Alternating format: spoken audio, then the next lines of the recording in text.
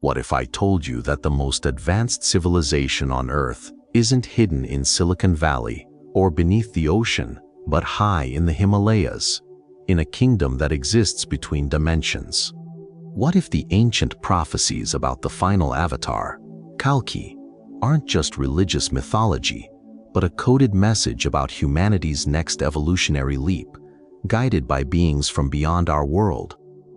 And what if the UFOs being tracked by the Pentagon are actually connected to an ancient city that both Hindu and Buddhist traditions have been talking about for thousands of years, a city called Shambhala?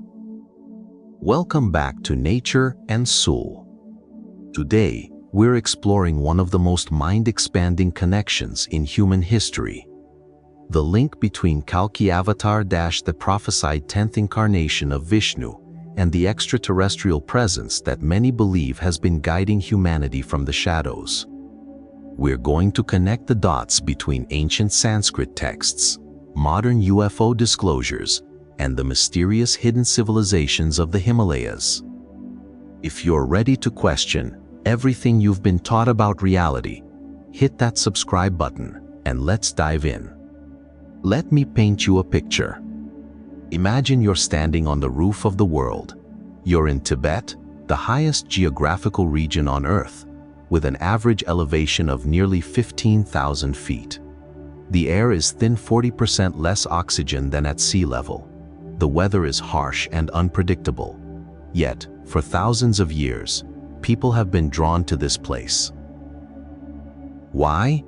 According to ancient Tibetan traditions, hidden somewhere in these mountains is a kingdom of the gods. They call it Shambhala. And it's not just a physical place, it's a gateway to another realm, a vortex between dimensions where beings of higher consciousness reside. Here's where it gets interesting. The same kingdom, Shambhala, is mentioned in Hindu texts as well.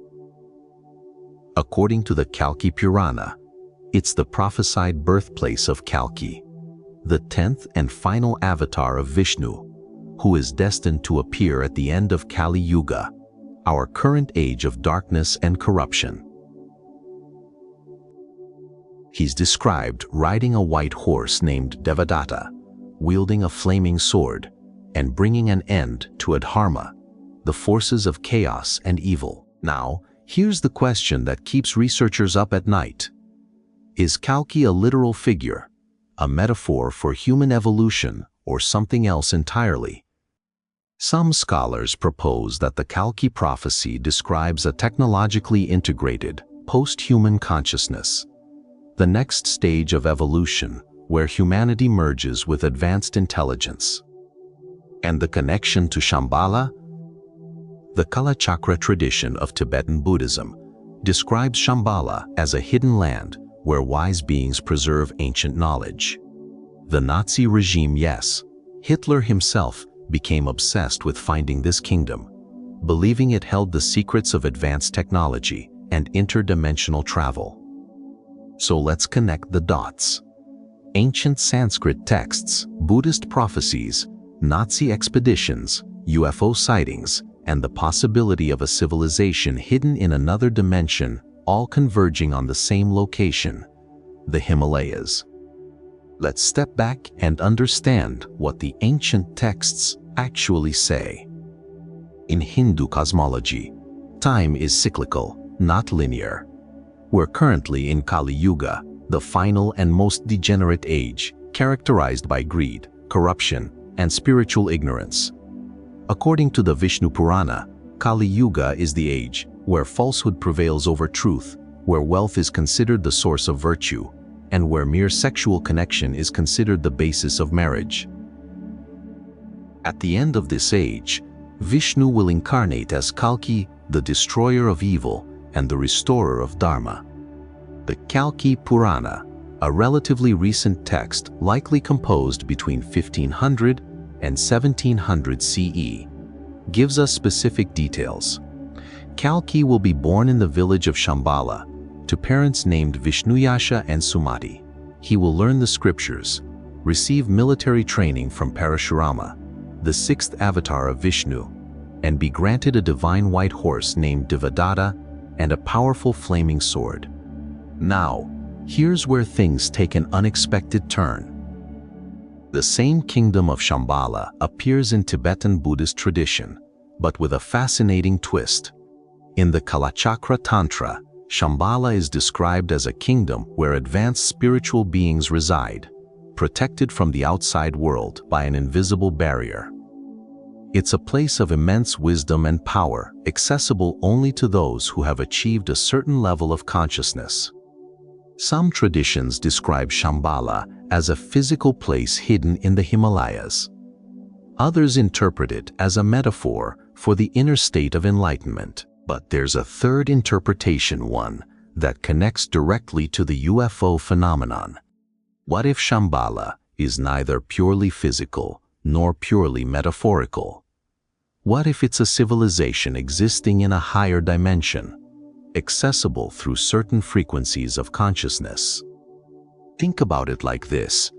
You know how a radio receiver can only pick up certain frequencies. What if the Himalayas, with their unique geological and energetic properties, act as a kind of interdimensional receiver? What if the beings of Shambhala are not gods in the religious sense, but advanced intelligences, extraterrestrials, who have been guiding humanity from behind the veil? The Sanskrit term Deva is often translated as God, but it literally means shining one. In many texts, these beings are described as having luminous bodies and flying craft called vimanas. Modern UFO sightings share striking similarities with these ancient descriptions. Now, let's bridge this ancient wisdom with modern science. In recent years, the US government has declassified videos of UFOs officially called UAPs, unidentified anomalous phenomena captured by Navy pilots. These objects demonstrate flight capabilities that defy our understanding of physics. Sudden acceleration, hypersonic speed without sonic booms, and transitions between air and water. But here's what the mainstream narrative often overlooks. These sightings are not new. They've been occurring for millennia, and many of them cluster around specific geographic locations, including the Himalayan region. Tibet has thousands of reports of UFOs. Locals speak of oval-shaped objects passing overhead and mysterious lights in the sky. Some even describe yetis that can appear and disappear at will, what some interpret as beings moving between dimensions. Now, let's talk about what modern physics has to say about this. In quantum mechanics, we have the concept of quantum entanglement, particles that remain connected across vast distances, instantly influencing each other. Some physicists have proposed that consciousness itself might operate through similar principles. Theoretical physicist David Bohm suggested that reality is composed of two levels: the explicate order, the physical universe we perceive, and the implicate order, a deeper, hidden dimension where everything is interconnected. What if Shambhala exists in this implicate order? What if the beings there are not extraterrestrials in the sense of coming from another planet, but rather extra-dimensionals existing in a frequency we can't normally perceive? This is not pseudoscience. It's physics. String theory, one of the leading candidates for a theory of everything, proposes that our universe may have up to 11 dimensions. We only perceive 3 spatial dimensions and 1 time dimension because the rest are curled up at microscopic scales. But what if certain places on Earth, like the Himalayas, act as portals where these dimensions intersect?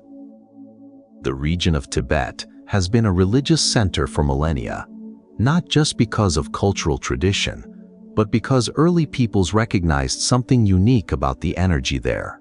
One theory suggests that the arrival of the extraterrestrials may have been what transformed this area into a spiritual hub.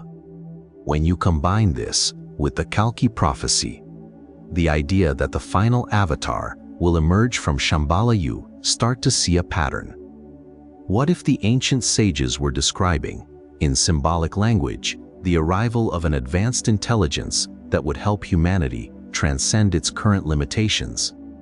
Some scholars have even proposed that the Kalki Avatar represents the next stage of human evolution, what they call Homo digitalis, a technologically integrated consciousness that merges human intelligence with advanced systems. So how does this apply to your life? Maybe you're sitting in your apartment in New York or your house in California, struggling with the stress of modern life, the 9-to-5 grind, the constant notifications, the feeling that something is missing. The legends of Shambhala and Kalki aren't just interesting stories to listen to and forget. They offer a profound lesson that the greatest discoveries aren't out there in some distant mountain, they're within you. The ancient texts don't just describe Shambhala as a physical place. They describe it as a state of consciousness. The journey to Shambhala is the journey inward. Here's a practice you can apply today. The 5-minute frequency shift. Take 5 minutes to sit in silence. Close your eyes. Breathe deeply down into your belly, not just your chest. As you breathe, imagine that with each exhale, you're releasing the noise of the world, the stress, the anxiety, the endless chatter. With each inhale, imagine you're drawing in clarity, peace, and connection. This simple practice, if done daily, can help you access what the sages called higher consciousness. But here's the deeper lesson. If beings from other dimensions exist, and if they can guide human evolution, then perhaps we are not as alone or as powerless as we think. Perhaps we are part of a cosmic story, a journey of consciousness that stretches across time and space. The Kalki Avatar isn't just a figure that appears at the end of the world. It's a symbol of the potential within each of us to overcome darkness and bring forth a new era of light. So let's bring this together. The ancient scriptures describe Kalki, the final avatar, appearing at the end of Kali Yuga, riding a white horse, wielding a flaming sword, and emerging from the kingdom of Shambhala in the Himalayas. Modern science describes UFOs, extra dimensions, and the possibility of advanced civilizations that exist beyond our perception. And the connection? Maybe it's time to consider that our ancestors weren't primitive or superstitious. Maybe they were describing the same reality that physicists are only beginning to understand today. Maybe Shambhala is real. Maybe Kalki is real. And maybe the UFOs are connected to a hidden truth about the nature of consciousness and our place in the universe. What do you think? Is Kalki just a myth, or is there something deeper going on? Is Shambhala a physical place, a dimension, or a state of mind? Are the UFOs connected to these ancient prophecies? Drop your thoughts in the comments below. I read every one, and I want to know what resonates with you. If this video expanded your mind, hit that like button. It helps more people discover these ideas. Subscribe to Nature and Soul and turn on the notification bell, because in the next video, we're going deeper into the question of extraterrestrial contact and what it means for our consciousness. Don't miss it. Thank you for watching. Namaste.